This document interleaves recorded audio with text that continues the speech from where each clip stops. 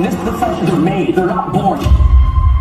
Michael Jordan doesn't go win his Game 7 winning shot on Game 7. He's practiced it a million times inside the gym. A doctor trained not born. They've done it a million times inside the lab before they went to go hit a surgery. An architect trained not born. They've done it a million times in school, designed it a million times before they went to go do it in an actual building. A great salesperson is trained at events like this, and they're not born. And guess what? They just don't show up once. They do it every single time. Because words are showing up to one event that you're at, actions are a little bit deceptive. Repetition, training every single day, that tells the freaking truth.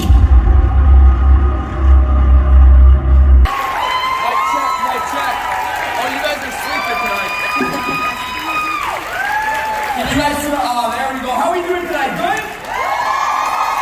No, still sleeping. Good or no? There we go. All right, can we make some money tonight? Is that cool? Yeah! That's all I know how to do. I'm not going to fluff it up with you guys tonight. We're going to give some hard love here. First of all, raise of hands here. Who has ever trained with me before? Wait, don't lie. Who, actually, better yet, put your hands up. Who's never heard of me or trained with me or never been in a room with me? Put your hands up. Thank you for making me feel like shit. Appreciate that. Well, welcome to business. Right? Like, that's it. That's a reflection. You guys know I always say this. I say, look at this. There was a video probably playing on stage. It said, oh, this guy trained 700 people or went to 700 cities, trained 1 million people, did this, did that. You guys don't care. You don't know. You expect me to show up and train you in sales today. The beauty about business. I just showed you guys. Look at what I just said. I said, who here has ever heard me trade sales before? None of the hands go up. And nobody's heard of me. So the reflection is, it doesn't matter how good you did yesterday inside of your business or how bad you did. Nobody knows and nobody cares. It's only inside of your own head. The wins and the losses inside of business, it's only inside of your own head. You don't make a sale or a commission for the last, 15 weeks. Your new prospects have no clue. It's all in your own little, and even if you're crushing it, oh, I'm diamond executive, 15 stars on my ring, the people out there have no clue what your rank is. They don't care. They don't know your commission check. You show up every single day like you're a baby and you trade. And you do it again and you sell again. The wins and the losses, sales is a reset game. If you guys want to know this, to me, sales is a reset game. You have the ability to reset it every single day you get inside of the business, right? Doesn't matter if you're having the worst week in the world. Nobody knows. Your new prospects have no clue what your rank is. They have no clue if you crapped the bed with no commissions or didn't sign up nobody, or you've been signing up everybody left, right, inside, but they don't know the rank. You get it decided inside the business. Now, today we're going to talk about a few different things. Number one, we're going to talk about bringing more people inside of the business. Can we talk about that? Okay. Sales, yes. We can talk about sales today. And I have a policy. I said, okay, the number one, I was just in a conversation literally 10 minutes ago. I was just finishing a run, getting out of the shower in the sauna. This girl comes up to me. She's like, okay, I was hearing some things on your Instagram. I was going through your Instagram. I'm like, I'm just about to go on stage and train wherever you are. She's like, well, what would you do if you just started like 6 months ago, just really quickly? And I said, okay, just listen to this wherever you are. I said, there's one word inside this business. The most powerful word, it starts with an A. Because most people just don't do this enough. We're going to bring this up a little bit more. It starts with an A. I said the word is ask.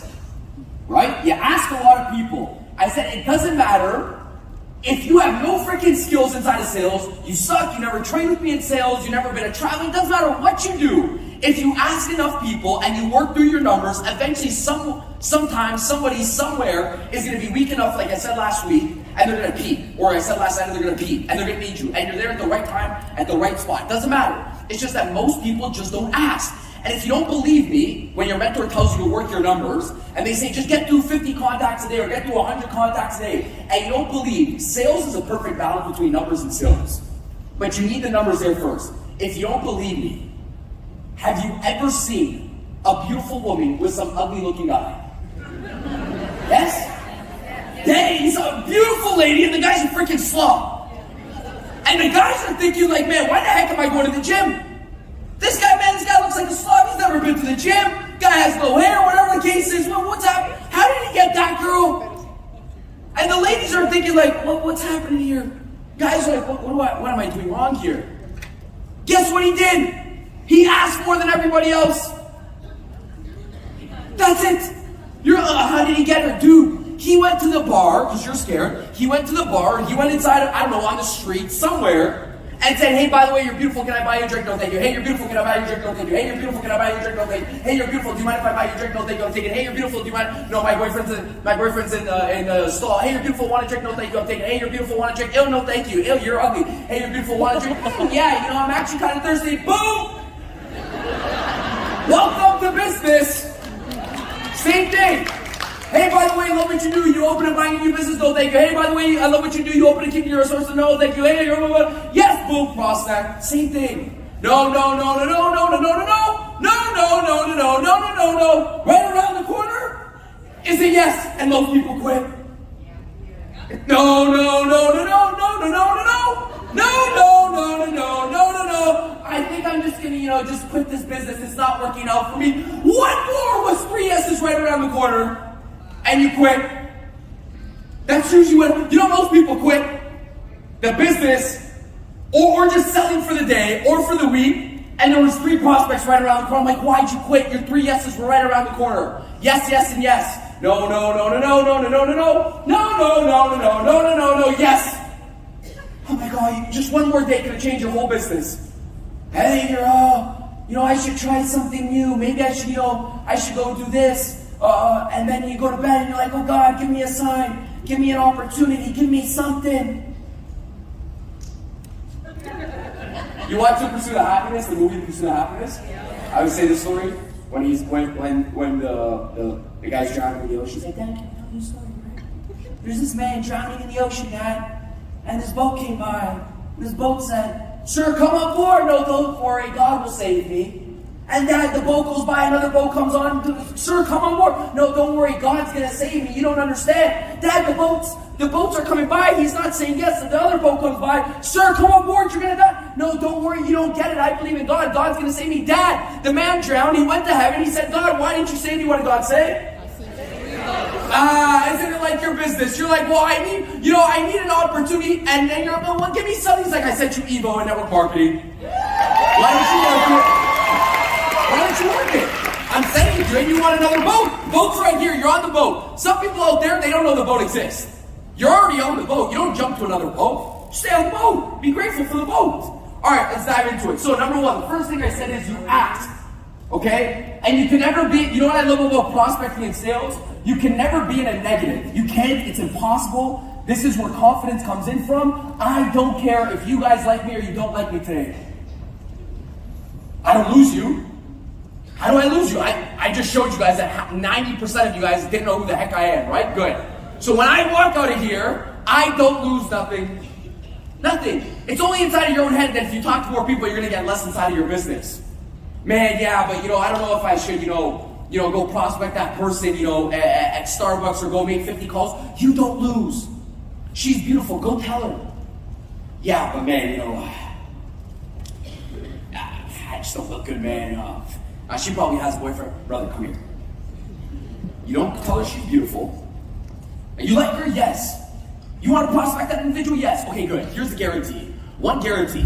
You don't go up to that girl. You don't tell her you love her hair and she's beautiful and you want to take her out tonight for dinner. Here's only one guarantee. You go back home, you drive your ass back home alone tonight, you make love to yourself and you eat dinner alone, and that's the guarantee. There's only one guarantee. That's the only thing that can happen. Possible route. You are in the exact same position you are right now. You can't lose a girl that you never had, brother. You might as well just say you're beautiful. You don't lose her. You're already making love tonight alone. Sushi alone. Dinner alone. Go ask her. Same thing inside of sales. I said you can never be in a negative by going to prospect more. You can't. It's impossible. You can't do more and get less inside of the business. Right? You can't prospect more people and get less freaking prospects. I always say confidence comes from the ability to know that you can never lose inside of business. Why? You go look at yourself as a baby. As a baby, you were, what? Me, I was 10.5 pounds. I was a big baby. If I go look at myself as a baby, and somebody's like, well, Daniel, how do you have so much confidence? I said, you see that little Daniel G over there? Yes. I said, that Daniel G had no customers.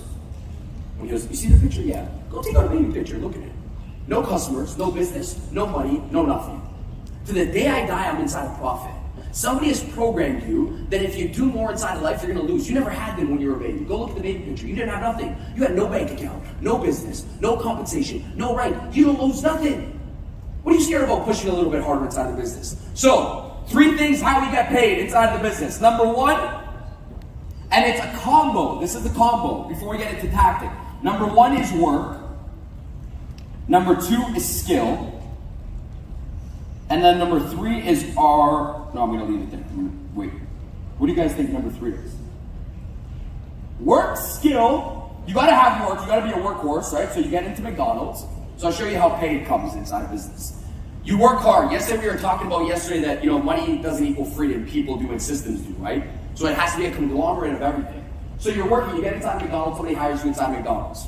Your job. You're flipping burgers.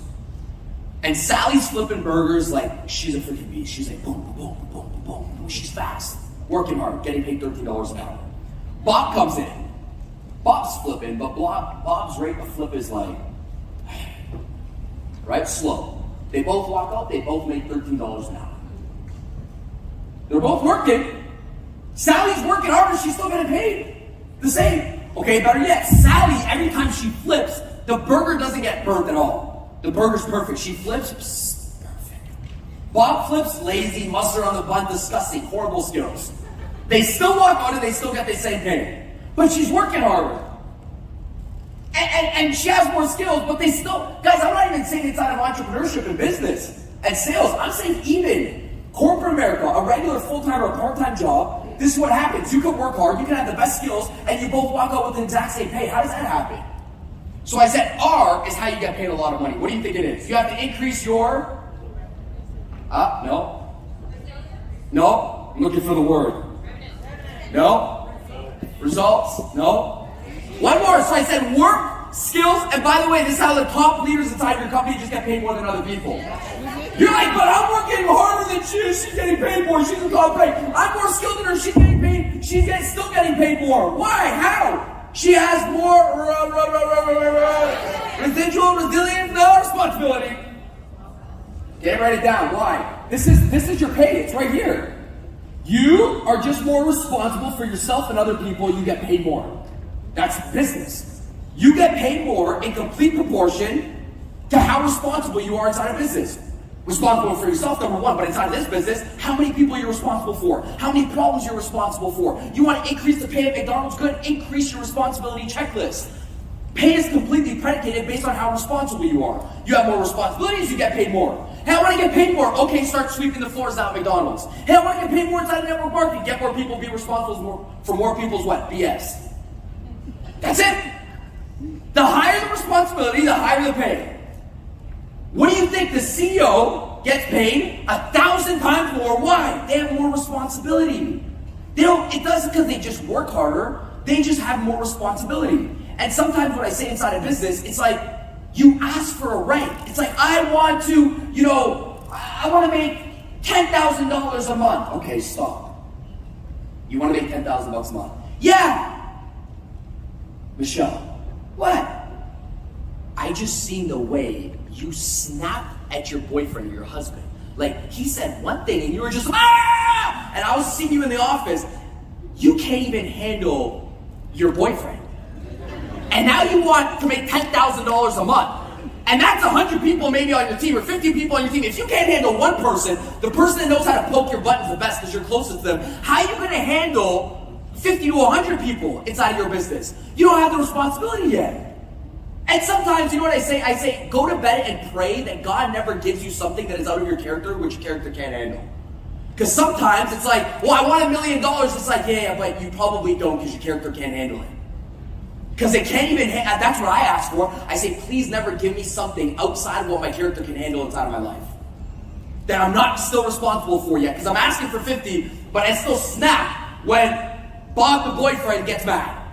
You don't want 50 people on the team. So I always say, you want a perfect business, it's work, it's skill, and then it's responsibility. Number 1, you want to increase the pay, you increase the work, you increase the skill, you increase the responsibility. I'll show you the cycle now of sales. So, we get into business, and this is step number 1. This is the death cycle of every single salesperson, okay? So we were talking about this last night, so I'm going to talk about it right now. So you get into business. You got 3 stages inside of business. 1, 2, and 3. Okay, stage number 1, Daniel joins direct sales at the age of 14. I crush my first weekend. I'm 14 and a half. The mentor says, hey, just knock on doors. You'll make a lot of money. Boom, I'm knocking on doors. The first weekend, I made $850. My first weekend in commissions, okay?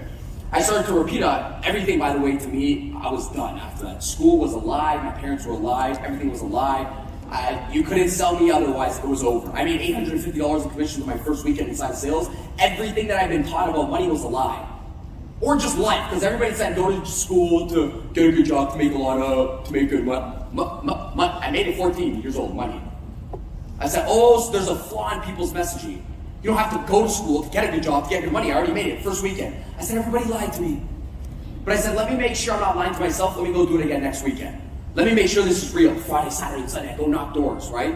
You have the ability to knock doors, sell a service, and bring other people on the team, and they can do the same. So 14 and a half, I'm doing this job, knocking on doors and selling. Mentor comes up to me, he's like, man, Dan, you're doing good. This was like the third weekend. I'm like, yeah, man, I'm doing great at this job, love it. He's like, I just want to let you know you suck. I know, we get like encouragement, right? My mentor is like, you still suck. And he was testing me, he's like, I'm like, all right, man, am I gonna get fired? He's like, can't fire you, it's a volunteer sport. I said, okay, well, what do I gotta do to get better? He's like, I knew I could tell you that. He's like, I'm gonna give you the real talk right now. He's like, you suck. See that guy? That can get close to anybody, anytime, anywhere. He knows how to deal with every single objection. I still hear you stutter, but it's okay, little guy. I said, what do I gotta do? He's like, I know you're the right person for this job. He said, number one, since you suck, you do one thing. You wanna know what you got better than everybody else? Energy, and you can outrun everybody here. So this is what you're gonna do. All these old people, they take their time to walk to the doors and knock on doors. He said, dude, you're 15, 14 years old. You can do one thing. What's number one when you get inside of business? Because we suck. If I tell you to start maybe social media tomorrow, you tell me to start selling travel packs tomorrow, I suck. Right? So what do I gotta do? What's the first step inside of business?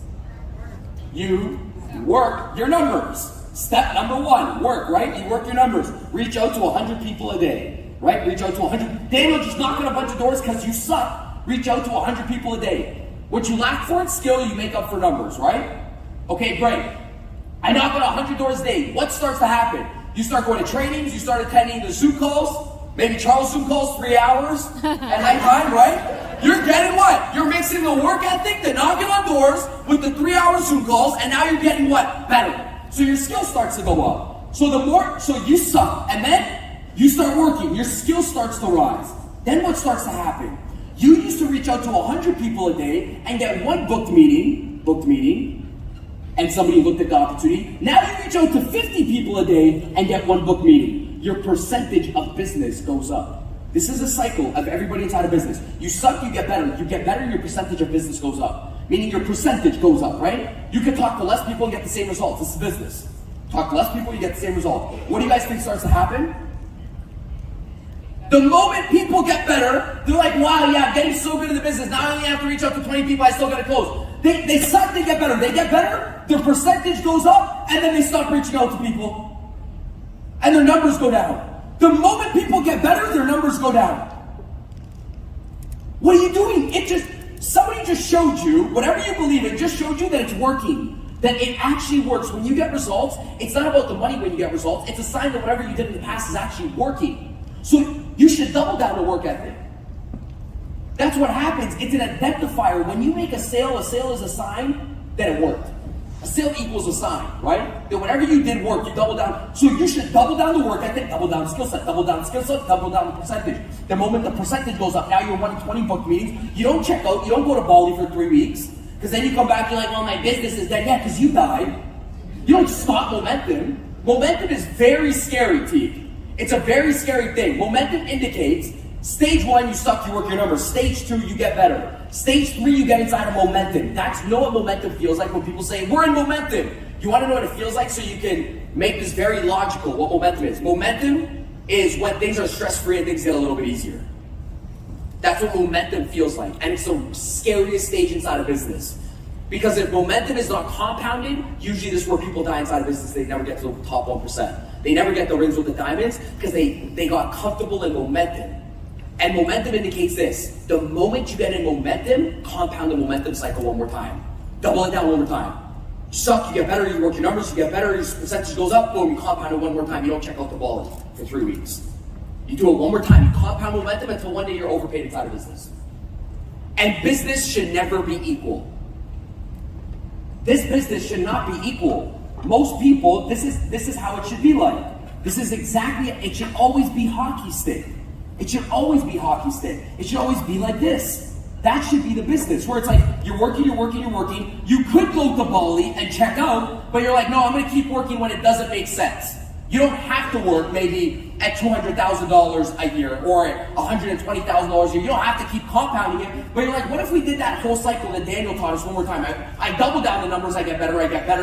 I double down the percentage until one day your income goes from 20 to 200,000 a month, and now you are a scammer in everybody's eyes. Yep, welcome to something called exponential income. When you worked your ass off when you didn't have to work your ass off. When it doesn't make sense to nobody. That's how exponential, and that's where you're completely overpaid inside of business. That's where I say stage 4 inside of business happens, where it's a quantum leap. That's the stage you want to get to inside of business, where you have to wake up and you have to call the CEO and say you made a mistake. You made a mistake on the check. Nope, you just didn't check out when you were at the top in momentum. You compound the momentum cycle one more time. That's the point you want to get to inside of business. You compound it one more time. That cycle of every single salesperson, they get better and they take their foot off the pedal. All right, let's dive into it. Getting more prospects inside of the business. Now, yesterday, we did an example on, where did we do an example yesterday? On Instagram, right? I said, this is how you go and you go reach out to people on Instagram and you get new business inside of sales. Right now, you guys have your own tactic wherever you guys can get business. Like, you guys can get business from, I don't know, where do you guys get business? Facebook ads, what else? Yell it. TikTok, LinkedIn, Uber, Facebook groups. How many of y'all got people inside the business today? Raise your hands. Okay, round of applause. Oh, y'all missed the sauce because like there's a lot of people here that love doing one thing, traveling inside of Vegas. And if you're not from here and you didn't sell travel today, you better make it a thing. Like, you better make it a must before you leave to get a prospect some way, somehow, because this is your gold mine right now. So everybody's traveling. It says travel 8. When you walked in, the first thing my brain seen was, if you've seen the sign that I see, if you're obsessed with business. Travel agent, this way. Like, it doesn't say that in every single hotel that you go into. Here it says it, but I say on the way to business, what did I say last night? Most people forget about their business. Most people forget about it because they're only focused on what they're going to get here. And I said, if you don't get nobody on the way to convention, you missed out the whole point of convention. If you didn't sell nobody, if you didn't get a detail, if you didn't do nothing, make a connection, make a network, you missed it on the way to convention. It's like we're robotic now because it's this, it's phone, it's itinerary, it's text, it's Facebook, and we miss this. And people build a business. You know, last month, I was at a dinner, right? A few months back, and I'll never forget this. I'm in South Florida, in Miami. I'm with a lot of friends, and they're in direct sales. We're making a lot of money, a lot of leaders from different companies, millionaires, and we're all having a nice fancy dinner. And I'm always a complaint doctor for sales. Oh, Daniel, you know, the organization, how do we do this? How do we get more leads inside the organization, blah, blah, blah, right? It's always how it turns out. It's supposed to be a dinner, and nobody's supposed to talk about business, and I always have a pen on me, and we start running game plans. So, we're done the dinner. They come, you know those dinners where you pay like $1,000 and you feel like you ate nothing? Those type of dinners? It doesn't flow with me because I'm kind of like, hey, this is ridiculous. You want tiramisu? I don't want your dessert. We're going to go to McDonald's next. Okay? So, there's like 6 of us. We all got off our bums and we went to McDonald's, right? After like spending $1,000 on a dinner, we went to McDonald's. So, we walk into McDonald's and I'm walking to the cashier. And the guys in the back, all my friends in the back, they're like, yo, Dad! I said, yeah, what's up? They're behind me. I'm at fast pace. I do everything fast in my life. I don't do things slow, right? You guys can see I talk fast, I walk fast. You speak so fast, you think slow. You should think faster. Okay? So I'm walking in, I'm running inside, and we'll talk about it in a second, because I don't like attracting slow people either. I don't like to be at the pace of slow people, so I'm fast. I attract who I am, right? So I walk inside of McDonald's, I'm going to the cashier, my friends start yelling at me, yo! Yeah, what's up? They don't have these machines, the kiosks in Canada, because I'm Canadian, I just moved to the States a few years back. They're like, you guys don't have these in Canada, you guys live in igloos and those ice homes, you guys don't have these kiosks where you can just order McDonald's, bro? And they start, you know, cutting it up in the back. And I'm looking at these guys, And I said, no. We have the freaking robots inside of Canada where you can order, but the problem is that robot can never join your freaking business. This lady that I'm about to go up to, I can say, hi, how you doing? Love your hair, you have amazing freaking patience. What is it that you do for a living? I said, there's no way in hell I'm gonna pay freaking McDonald's $4 for an ice cream and not get a lead in return. I said, it doesn't click inside of my head. That robot can never join your business, can never buy from you, and you're just complaining that you have no freaking leads inside of your business. I said, I go to the humans. People drive my business, not robots, not a commission check. It's people drive the business. When you think about people, you win. This is what I said last night. When you think about money, you lose because you're always trying to chase a rank. People drive the business. When your awareness is just people, you win inside of the business. You find people, people got the money. That's why my joke is always this. Towards the end of the month, this is why I think sales is amazing, because you're in a people game, and there's, 8.5 billion people in the world?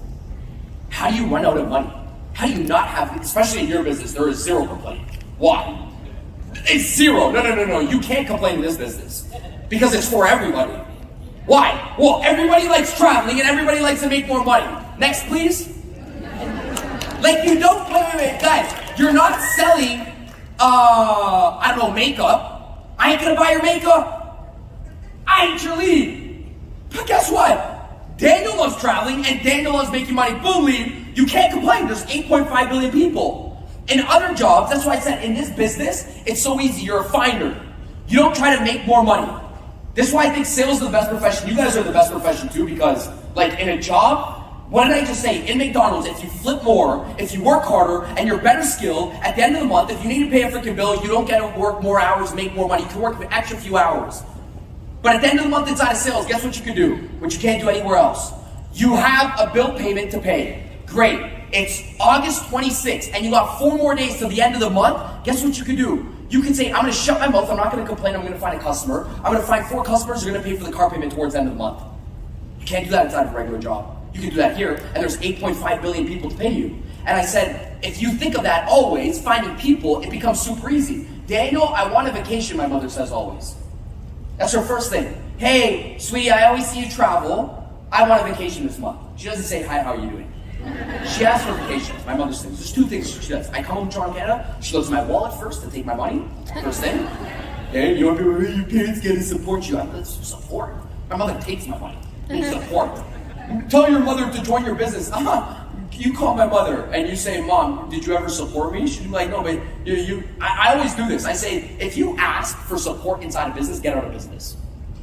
I did this business to support my mother, not for my mom. Oh, can you please join my business? Come on, we're adults. You build a business off of solving problems. So what I say, my mom always takes the money out of my wallet, step number 1. Hey, what do you got in there? Oh, I like this American money. It's different than ours. Step 1, she pays the money. Step number 2, she's like, hey, where are you sending me this month?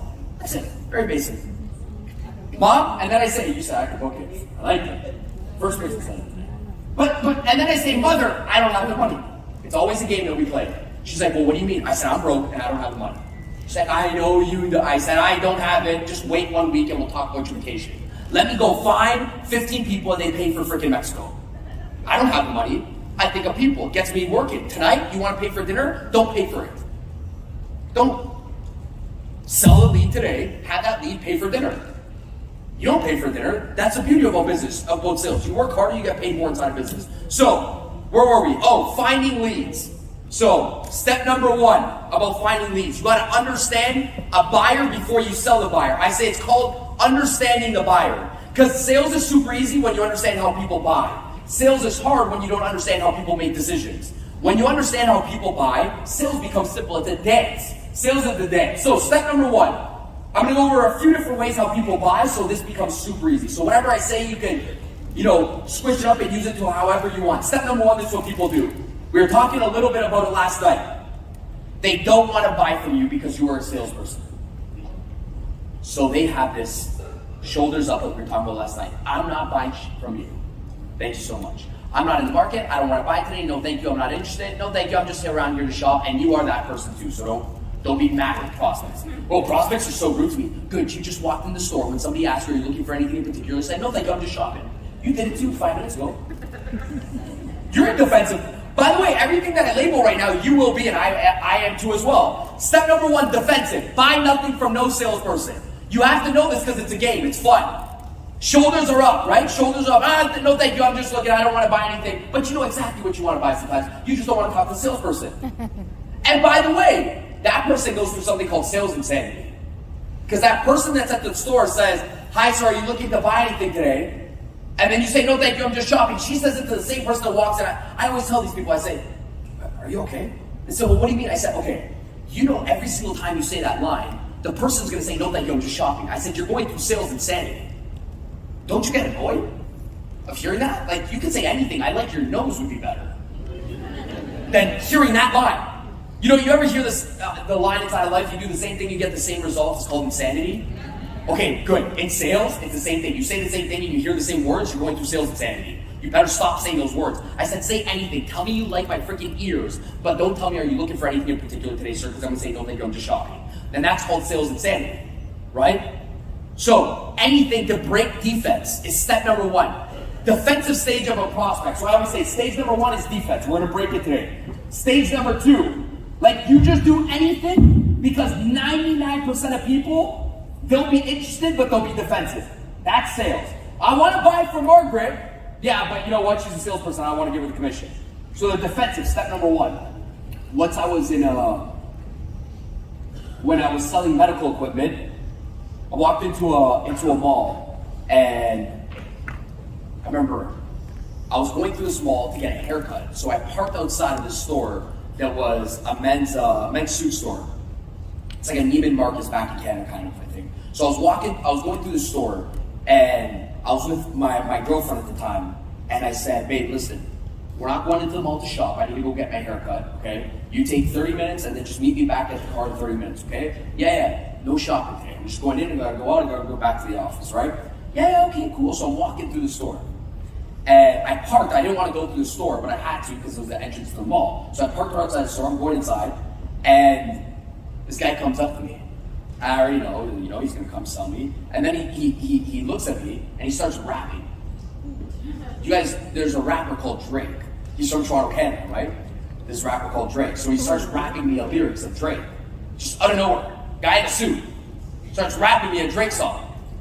And I'm like, oh, maybe because we're from Toronto, Canada, Drake's from Toronto, Canada. He starts rapping a song, and the lyrics said, time for a Tuscan leather smelling like a brick. That's the song, time for a Tuscan leather smelling like a brick. And he starts rapping me this lyrics. And I'm looking at this guy. I start looking at him, I'm like, did I go to high school with this guy? This guy, do I like Drake? What's up with this guy? And he keeps going off. And I said, dude, is there a problem? I'm like, you're a good rapper, I get it. You should have rapped instead of selling suits. He said, no, man, I just smelled your cologne. It's Tuscan leather, Tom Ford. I said, yeah. I said, oh, you're good. He rapped a song of Drake and connected it to my cologne. I said, babe, watch out. This guy's lethal. He's going to steal you. I said, you need a job? And I said, wow. I said, bro, you're so good. I said, this guy had some way, somehow, to not say that line, are you looking for anything in particular, did the 2-second scan, you call it, up, down, and did a connection. I said, you're sick, I told him. He said, what do you mean? I said, you're psycho. I said, there's something wrong with you. He said, why? I said, because I know you're the type of guy that when you're in Starbucks, this is called an obsession. I said, you can't drink your coffee. He said, what do you mean? I said, you look at people and you do this all day inside of your head. I said, you prospect in your head. Even when you don't go on prospect, you do it. And so when it's in game time, you just do it like second nature. I said, there's something wrong with you, dude, how you did that so fast. I said, that's not normal. I said, that's called an obsession. When you're prospecting and you're doing your business in your head, when you don't got to do it, and you look at people, you're like, what would I say to this person to break their defense, get them inside of my business? I said, you do that. And I said, most people would just do what? Hi, sir, are you looking at anything in particular? No, thank you, I'm just shopping. I said, this guy dropped my shoulders by rapping Drake, right? And got me in there. So step number 1 is defense. Step number 2, we're going to talk about all 3 of them. Step number 2, this is what a buyer does. Because defense, these are the objections, right? No, thank you. I'm not interested. I'm just looking. I don't want to buy your product. I send me over some information. I need to speak to my husband with something like this. My husband likes to make the decision. Defense, right? Step number 2. What is the opposite of being defensive?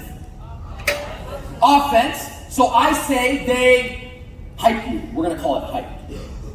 Hype buyer. So you got a defensive buyer and a hype buyer. What does the hype buyer do? The hype buyer does this. and you know you've been there with this person. Yeah, I'm so excited oh my God, I've been waiting this all day, Margaret. Can't wait to get started. Just send me over the information. I'm going to sign up tonight. Okay, yeah, Sarah, I'm going to sign somebody up tonight. She's so ready. Gone. Ghost.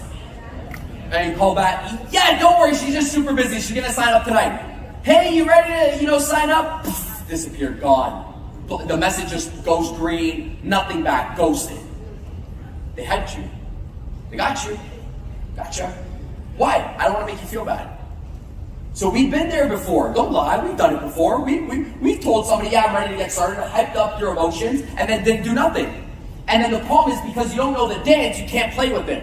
So you're like, oh my God, yeah, you're ready to get started. Can't wait for you to get started. And then poof, disappear, ghosted. That's called the hyped up buyer. So one, you got somebody with shoulders up, I'm not buying nothing. The other person says, I'm super excited, I can't wait to get started. Me and my husband my husband's gonna do it with me and we're gonna get started. And poof, disappear, they leave, right? That person's interesting. That one's an interesting one. Because that one is the one that says, I don't want to tell this person no, right? I don't want to tell this person no, so I'm just gonna hype them up because I don't want to make this person feel bad. We're both human beings. It's just a polite way of telling them no.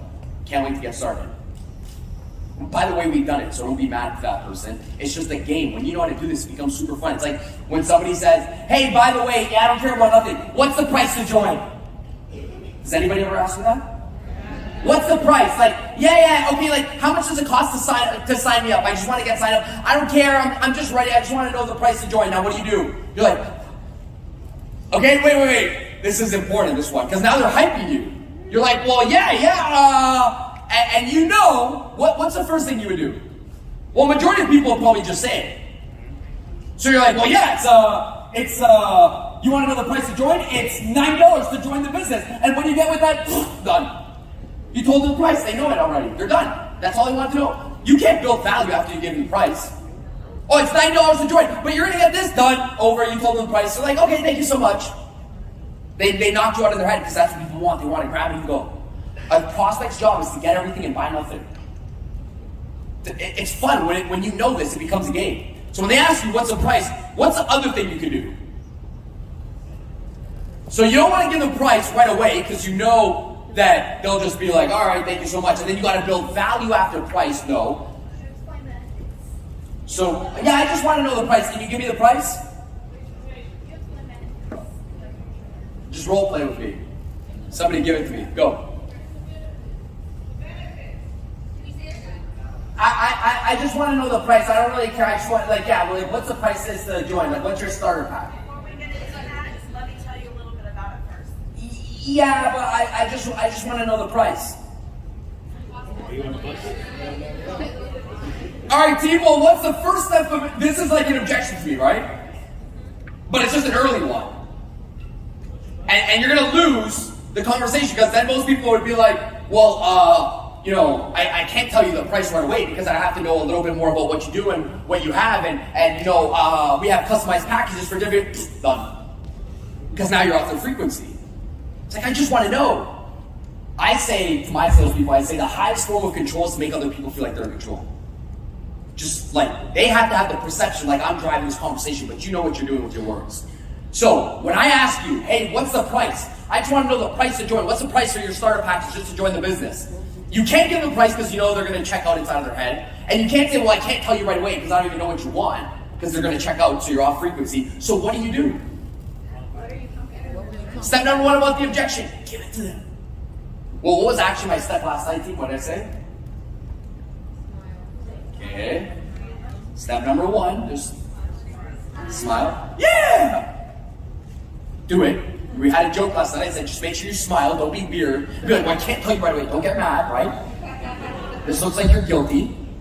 This, every time you guys go crazy with the prospect, you're like, well, it doesn't really look like that, man. And honestly, that's like the best part. Let me just, don't get weird. Don't defend it right away. Don't get weird. Anytime you do that, it's like when you come home late and babe's like, where were you all night? Oh, why you guys? Whoa, now you look guilty. What's up with you? Just smile. Objection comes in, pretend it's physical. What's the price? Yeah, you know what? Smile. First thing, just smile. Body first, emphasis second, words third that I was talking about last night. Step number one, what's the price? Just smile. Hey, you know what? Find me. Jeez. Fine. That's my first word that I say. Finally. I don't have to get on a phone call with you for 3.5 freaking hours.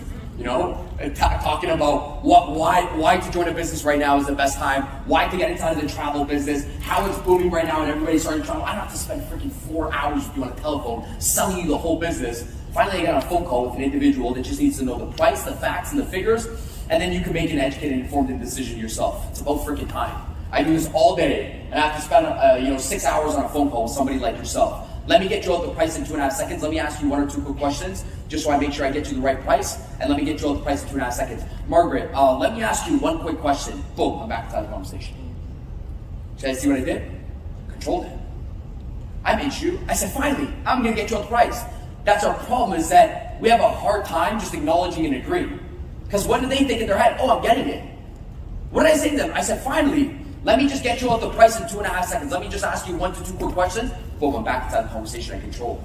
Right? So step number 1 is defense. Step number 2 is hype. And stage number 3 that you never want to be in is this one's bad. And have we ever got ghosted? Okay. Well, it's our fault and it's not theirs. Sales are our fault, so we can get better. So this one, it's when you present it to them and then ghosted. Let's write that down. That's stage number 3. That's a deadly stage. We present to somebody, we show them everything, and then after the opportunity meeting or after the call or after we're done trying to close them on a deal or trying to sell them on a package, gone. Now what? It's been so. Can we talk about ghosting for a second? Do we ever get ghosted? Okay. Well, first of all, let's figure out what we can do better. So I'm going to talk about follow-up for 1 second. We're going to talk about this for 5 minutes. Follow-up. Number 1, when's the best time to follow up with a customer? After you're done talking to somebody, when's the best time to follow up with somebody? When? Now? What do you do? So I'm done. Daniel says, you know what, Sherry? I love it. I just need some time to think about it. And, we schedule up a call for next week. And conversation's done. I don't sign up today. Whatever you did, I don't sign up. How do you follow up with this person? No, right. What happens? No. It's done. The conversation. We're done. Okay, we email them. What do we do now? And you're good. You have a follow-up meeting for 7:30 next week on Monday. Now what do we do? All right, this is my first step. Can we write this down? Because we all forget about this one. Because I know for a fact, if they said yes to your business, and they joined your business, so they bought from you, you would be on them. Thank you so much, Margaret. Can't wait to eat. You're so happy, right? They joined. You put them in a group chat if you're bringing in a business builder. Why don't you have the same energy when they say no to you? I say the number 1 follow-up is a follow-up right after they don't buy or they buy. Number 1 follow-up. 1 second. 1 second. Why? Number 1, it shows that you didn't insult their time. When somebody says no to you, yes, I'm going to teach you the tactics on how to bring them back inside of the conversation. But when somebody says no to you, the first second after they say no, Margaret, voice note. Thank you so much for taking 15 minutes out of your time to just have a quick conversation with me. I know right now, even if they said, no, I never want to do this, you follow up a second after. That's what top leaders do. I know right now is not the right time for you to do X, Y, Z. If anything changes inside of our business, maybe over the next 6 months that I feel is suitable towards your needs, just let me know if it's fine to keep in contact with you. And if you need anything inside of the Las Vegas area, I'm always here as a point of contact. Love connecting with you, Margaret. Have a freaking amazing day. Ciao. That's it. Why? Number one, hey, I'm getting permission to follow back up if nothing happens. Because I said, if there's anything more suitable towards your needs over the next 6 months to a year, don't mind if I just keep in contact with you. Is that cool? And number 2, I'm saying, I don't care if you didn't buy from me today. No sales reps does this. Number 1, just try to stand up. The first follow-up is a follow-up right after the freaking conversation. That's the first one. Then the second one. Let's say they ghost you. You send a message next week. Hey, Margaret, you ready to join? Gone. What do we do? Yes, we move on and we work. But you felt like Margaret had something. You felt like she could have joined the business. So you follow up with her next week. You write her a message. She doesn't reply. Now what do we do?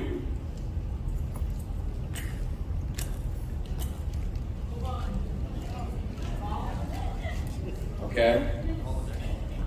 So we got to do something. We got to revive this person back. Well, okay. So let's talk about this. If let's say there's, do you have an opportunity meeting and then some people don't show up to the opportunity meeting? And then they ghost you and you can't find them and they're like, where the heck is this person? Right? Like today's Friday and you have an opportunity meeting on Monday. So I meet somebody, I shake somebody's hand in the casino downstairs, we're playing some poker, and I say, hey bro, what do you do for them? Hey dude, man, you would be super sharp. We have this thing going on next Monday down here in the ballroom. I think you and I, if we partner up, we do something massive. I don't really know if it would be the right fit, but we're exchanging details. Okay, I got this guy's number now. Monday comes along. Bob's not in the room. I was playing poker with Bob, but Bob's not in the room, right? Bob still at the poker game. But, so I'm like, oh man, what the heck? Why did Bob ghost me? My fault, not Bob's fault. Because you know what would happen in dating. Imagine it's Monday, you met a girl, and you're like, hey, you're beautiful, let's go out for dinner on Friday. Okay. So it's Friday. Imagine this, dinner's set for 8 o'clock on Friday, it's Monday. Dinner's set for 8. And you don't do nothing between Monday and Friday. No texting, no nothing. And you call her at 7:30, hey, I'm ready, are you ready to go out at 8? And then you got to at least keep it warm, first of all, right? And then you're gonna go to your buddies and be like, man, women these days, bro, there's so many other guys. No, you just suck. That's it. You suck, and she's supposed to go to you at 7:30 p.m. and she's supposed to say, oh, I'm busy, right? Because something else came in between. So number one, the first job to do is to put people under the sense of obligation and make it warm before they show up. Like they feel like they owe you something, or they shouldn't show up. If you don't show up, they don't show up. So step number one, you keep it warm. If I have a meeting with Margaret on Monday next week and I'm doing a FaceTime call with her or I'm doing a Zoom call with her, I'm definitely messaging Margaret a day before or 2 days before and I'm saying, hey Margaret, number one, this is the first follow-up before the meeting. I sat down this morning, right? I sat down this morning, some way, somehow, I see that you're the mother of 3 and I see that you're a nurse. I pulled up some people that are nurses inside the business and actually single mothers like yourself. And I did a whole comparison analysis to everything that they got going inside of the business. I can't wait to show you what we did with Janet inside of the business over the last 90 days. I can't wait to show you tomorrow at 9 p.m. Eastern. I did a little bit of homework. I can't wait to present to you. That way, whenever you're ready to make a decision, you know exactly what we're doing in the business. Just confirm the meeting tomorrow for 9 p.m. Eastern. What did I show Janet? Janet, I care about my business. I did something for you, so the least that you could do for me is show up to the meeting. We don't expect people to show up. That's step number one. Never expect a prospect to show up. You have to put prospects under the sense of obligation where they feel like they owe you something, which is time. You never just say, hey, by the way, Margaret, you still showing up to the meeting? No. If you said I did something for you, the least that they're going to do is say, okay, at least I can show up to this person's business. Or call for 15 minutes. Now you present to them, they say no to you, they hang up, and you text them next week, and they ghost you. Now I have to bring them back inside the business. Now what do I say? This is the second fault. They showed up, but now they don't buy, and then it's next week. Now what do I say to this person to get them revived back inside the business? I have to say something. Okay, we followed up with them a second before. Daniel G said follow up with them a second before. Boom. They still didn't buy. Then you followed up with them the next week. No reply. Now we do something called sudden death message. Write it down. This is where you're going to get closure. You know when you're in high school and you're like, just tell me if you love me, you're going to be my boyfriend enough. You know that one? When you just need your heart destroyed and broken. Done. It's over. Just tell me I can move on. You have to do this with your prospect because you need your heart to be okay. Because sometimes you go to bed and you're like, oh, does this prospect love me? You need to destroy your heart now. That's it. Move on. Wake up. It's done. It's over. So you need a message whenever you have to set this standard just within yourself. There's going to be a point in time with a prospect where it's called sudden death. And I'm going to get closure. I'm going to tell them I'm going to get closure. And I'm never going to contact this person again. That's it. Until one day. But I'll tell you this one day in a second. Okay? It's never finished. But it's finished for now. For this year, it's done. For this year. So Margaret, you ghost me. I presented to our travel packages. I followed back with you. Thank you so much for meeting with me. She was a little bit interested. Next week, no reply. Hey Margaret, you want to join the business? You're gone. Following week, I have my last message called sudden death, closure, heartbreak message, right? Hey Margaret, by the way, this is your last message. This is your closure message. Closure message. Margaret, hey, sitting down here, I have a couple of calls coming up, and I was just looking at our messages over the last couple of weeks. My messages, I was just looking at my messages to you over the last couple of weeks. I know I messaged you, about the business, I think it was last week, and you told me you wanted to change your life and you wanted to do this and you wanted to do this and you wanted to do that, right? So the only reason why I'm, touching base with you again and I'm just checking in. But, at this point, let me know if making an additional source of income on top of your current nursing business, if it's still on your priority. If not, if I don't hear back from you today, if it's not on your priority list and I don't hear back from you today, I'm gonna cancel it over and I'm never gonna message you again if I don't hear you by tonight again at 9 p.m. because I'm doing an onboarding session tomorrow. So if I don't hear back from you tonight, by 9 p.m., I'm going to cancel the file, I'm going to close the file, and I'm going to get started with our onboarding session of our new business clients tomorrow. Can't wait to be here back with you, but I promise it's going to be the last message that I ever send you. Crush your day, Melissa. Love you. Ciao. That's it. So all you told the business, or all you told the prospect was this. Hey, by the way, this is what you told me. You have to resell them one more time on follow-up. This is what you told me. This is what your pains and this is what your pleasures. This is what you didn't want and this is what you wanted. Since I didn't hear back from you, this is going to be the last time that I ever message you because tomorrow we're starting our onboarding training. I'm not going to message you 55 times. That's it.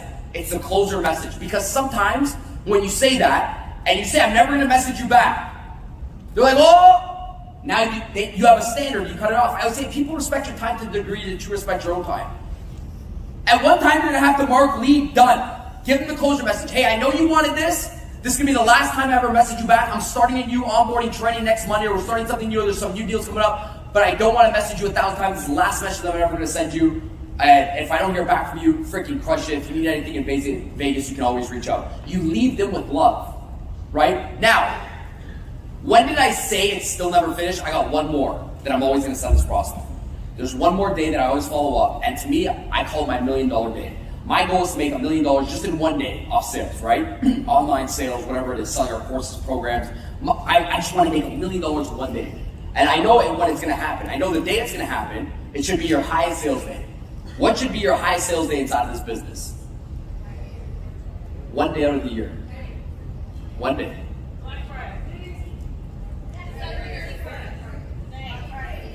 January 1st, right? Why? Well, all your business does is do one thing. Say if I want to join your business, right? And I'm talking to Bob, and Bob's like, man, hey, you should get involved. Evo, the dice is showing me everything. Man, you can make a lot more money. You can change your income. You can have a different lifestyle. Your business does one thing, what? Changes people's lives, right? If you work this business to change somebody's lives. Great. When do people want to change the most? Of course, January 1st to January 14th, there's two things that people want to do. Lose weight, make more money. That's it. Okay, you got 50% of it. Actually, you may have got a little bit more, because they also write down, like, I want to travel. Okay, guys, I don't know any other word. I know I'm not nice, but again, it's not going to change my income. How stupid would it be if you didn't message them when all your business does is change people, and the biggest day that they want to change is January 1st, and we weren't the first message towards them, because we know everybody wants to make more money, everybody wants to change their life, and everybody wants to travel more.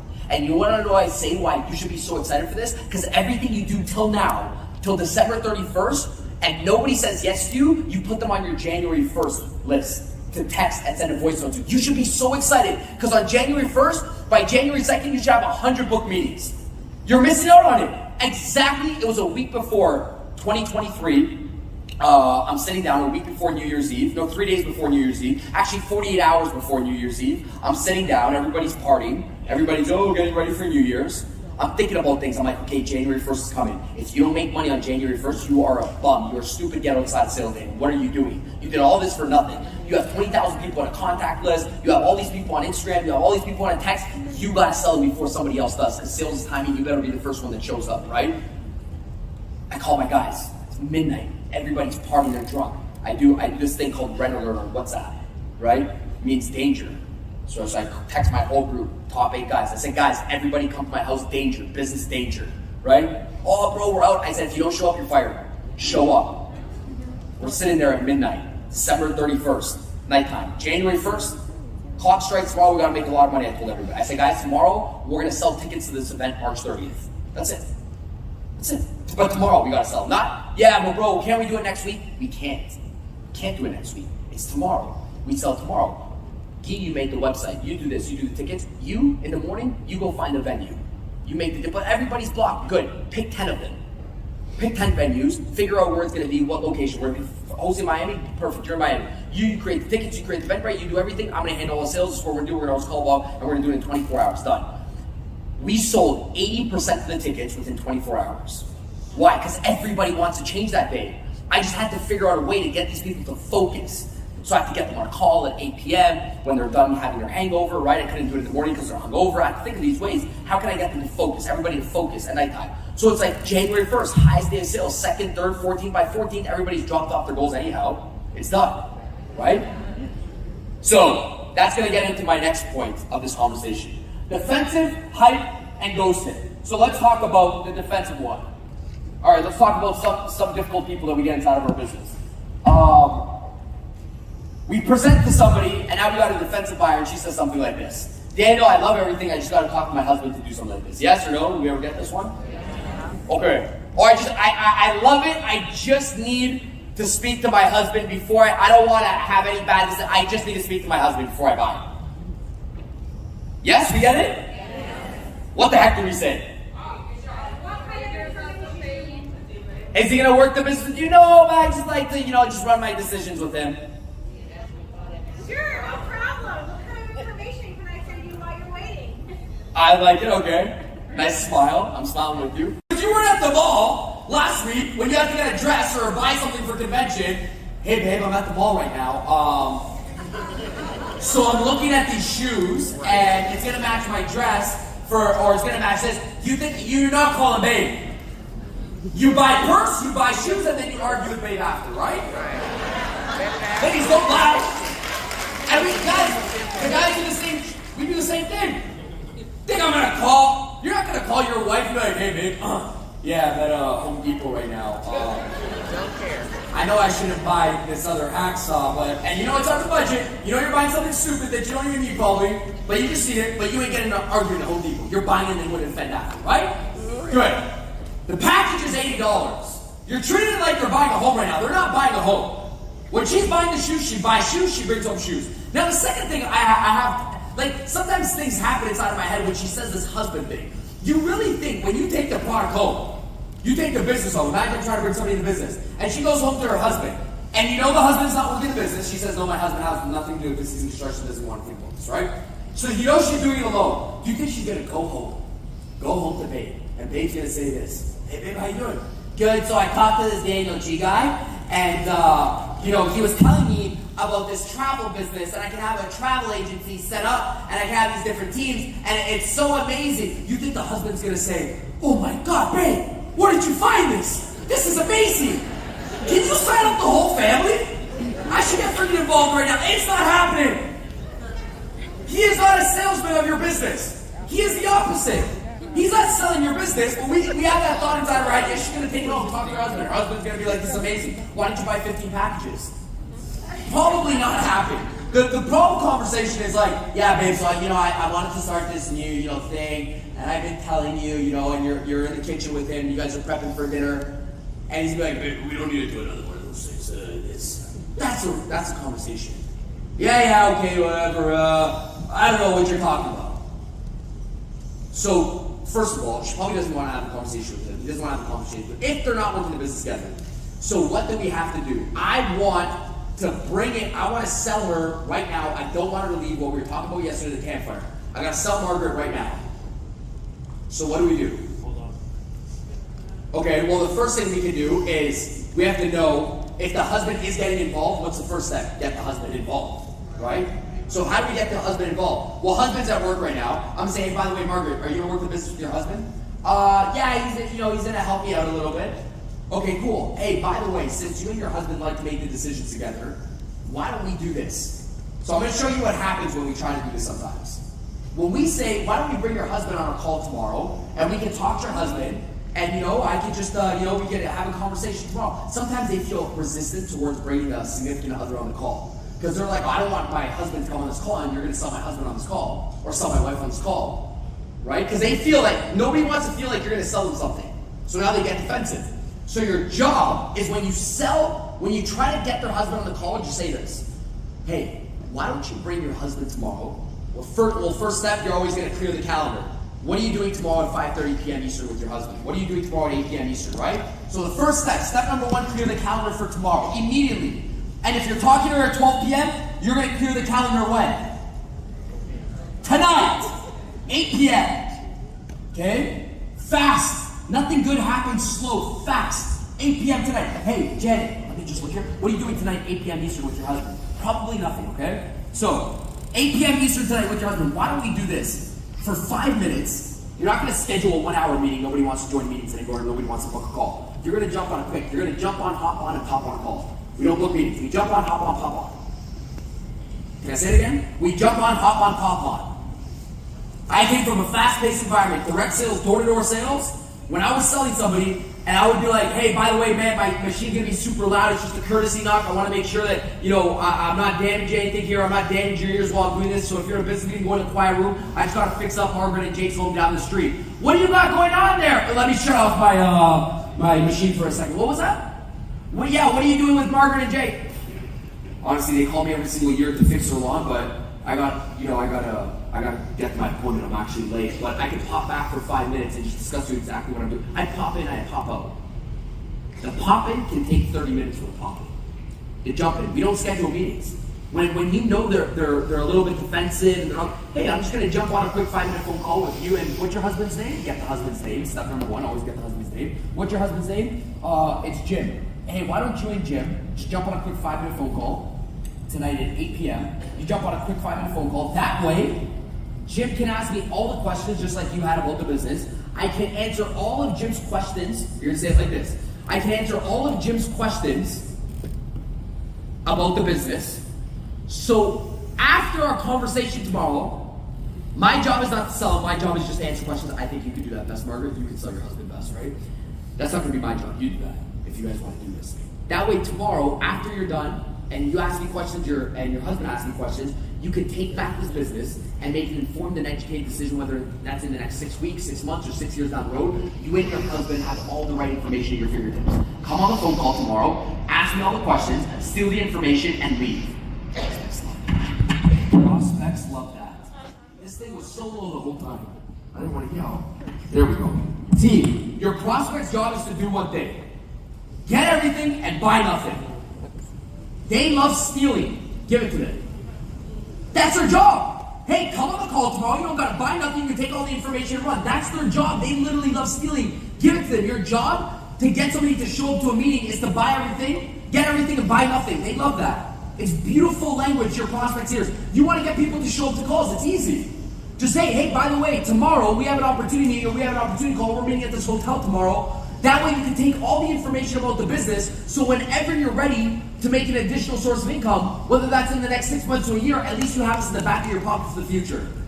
So what did I say to the customer? Come on the call, come on the opportunity meeting, take everything and buy nothing. They show up to the opportunity meeting. The problem why people don't show up sometimes to our meetings is because they feel like they gotta buy something, do something, or sell something. So they don't show up. I promise you, we get ghosted because we feel like when a client feels like they're claustrophobic, like they have to do something on the call, they don't show up to the call. But if we tell them, hey, come here, take all the information, and you can make an educated, informed decision whenever you want to make an informed and educated decision. Oh, I can come on the call, I can take everything and leave. They love that. And don't say this, but Daniel, what do I say on the call? No. Stop getting sales anxiety. You just got to get people to show up to the call. Stop it. If it's day one, just get people to show up. Ask a lot of people. Hey, by the way, I would just love to show you. I know you said you're a basketball player. I know you said you're a fitness. If I'm the voice note I said yesterday, right? Remember that voice note I said yesterday? There was a voice note. We were doing some prospecting role play yesterday, and I said it's so easy to find leads. Actually, I want to check if she messaged me back. Couple more minutes here. So yesterday I said, team, it's so easy to find leads, right? So we did this exercise where we went to Instagram and then we typed in what did we type in? Travel Vegas, right? So like travel Kentucky. So we type in travel Kentucky, right? Somebody said, whoa, Kentucky is so easy. It's so easy. 17,000 leads right here. Don't ever say you run out of leads. There's 17,000 tags on Instagram. 17,000 posts on travel Kentucky. What a freaking hashtag. Who writes this down, right? Travel Kentucky, right? So I was doing this thing with everybody yesterday. There's this guy here. Let's go. Let's like, she loves traveling. What did I say yesterday? Try to make it hard on me. I was getting mad yesterday. I said, make it harder, right? This. Can you read me out?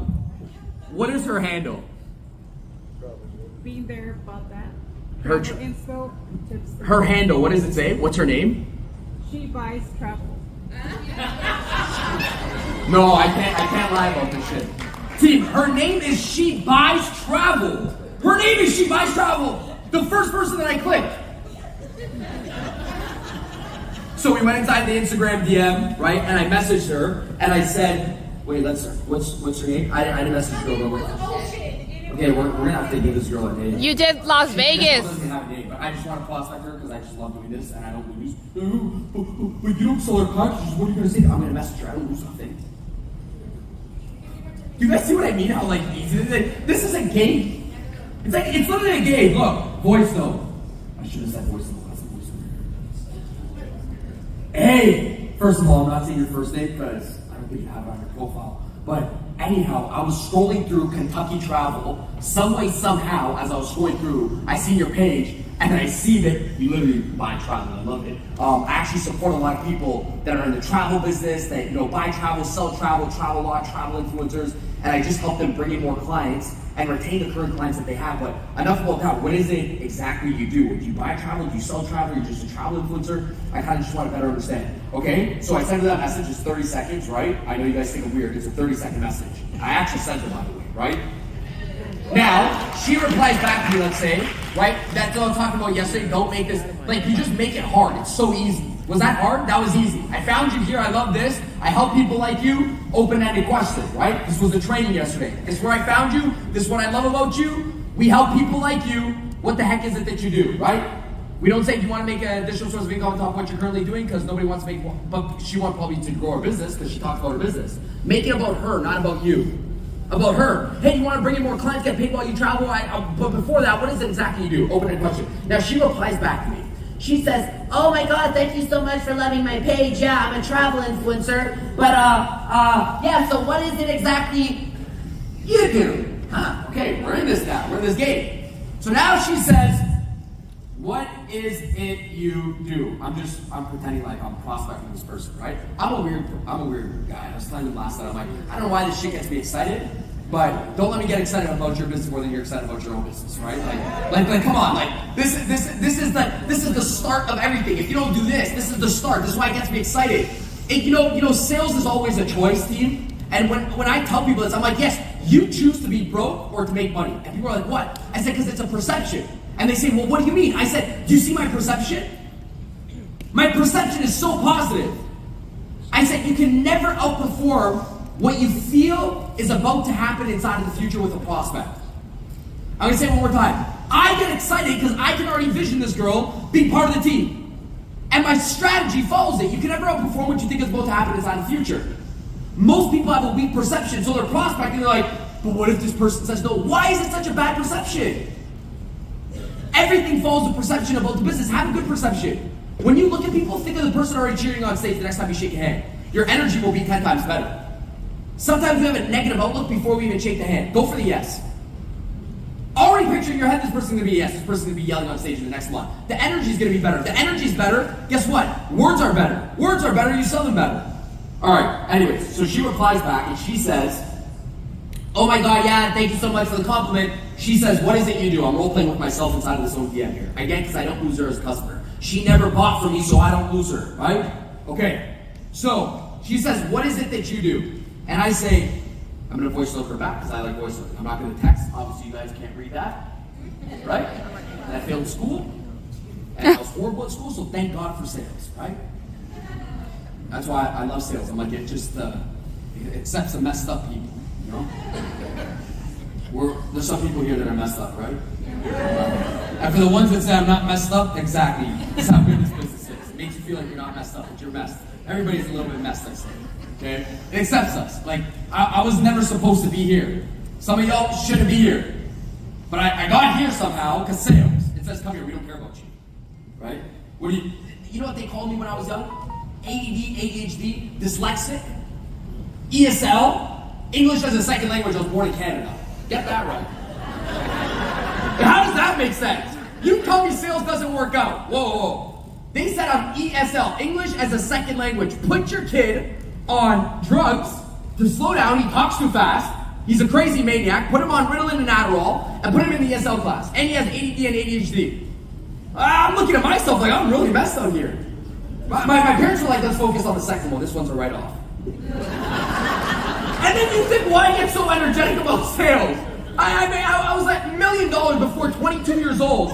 And meanwhile, my teachers are telling me I'm ADHD, ADD, ESL. And guess what sales said? At the age of 14, when I got my first direct sales job, there was a sheet and it said, if you want to make $5 to $1,000 in commission, sign up here. I go up to the guy, I said, brother, listen. I said, I'm ADD, ADHD, ESL, and somebody just called me dyslexic. I can't read, I can't write, and I'm 14 and a half. Can I still sign up? He said, it's sales, we accept you.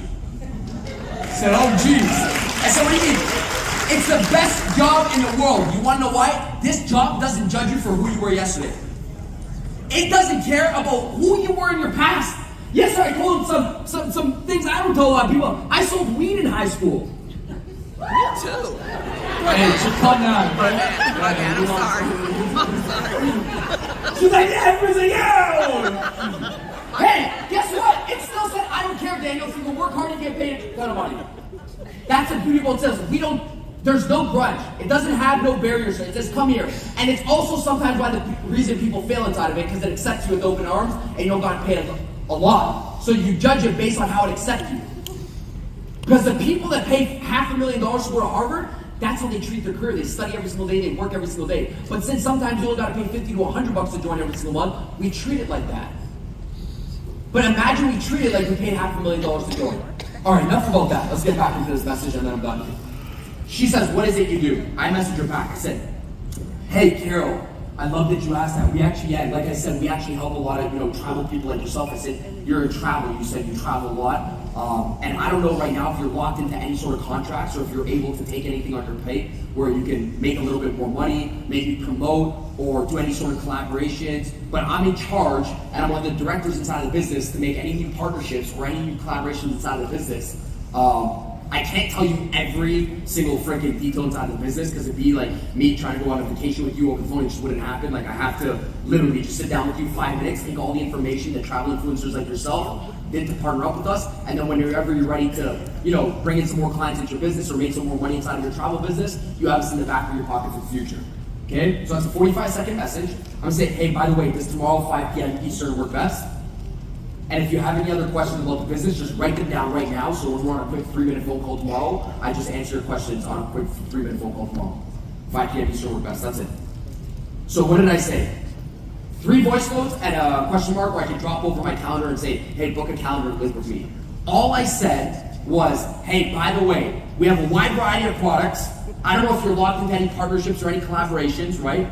But I'm placed in charge to grow, expand, whatever you want to say. I don't even know if we can support you right now, make more money inside of your current travel business, but at least that way you know what we got going on. Let's jump on a quick 5-minute phone call. What I said to this person was, come on the phone call, take everything about the business, know everything about the business, and don't buy nothing from us. They show up to the phone call. They don't feel like they gotta buy nothing. My thing is always make sure that the prospect doesn't feel like they get on a call and buy anything on the call. They'll show up to the call. 5 p.m. Eastern work best. They have an objection, boom.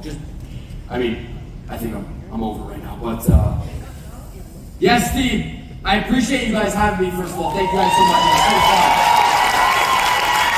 Everybody to have me up and really succeed with what you guys so much. I appreciate it. And I hope we do this again because I feel like we haven't got enough done.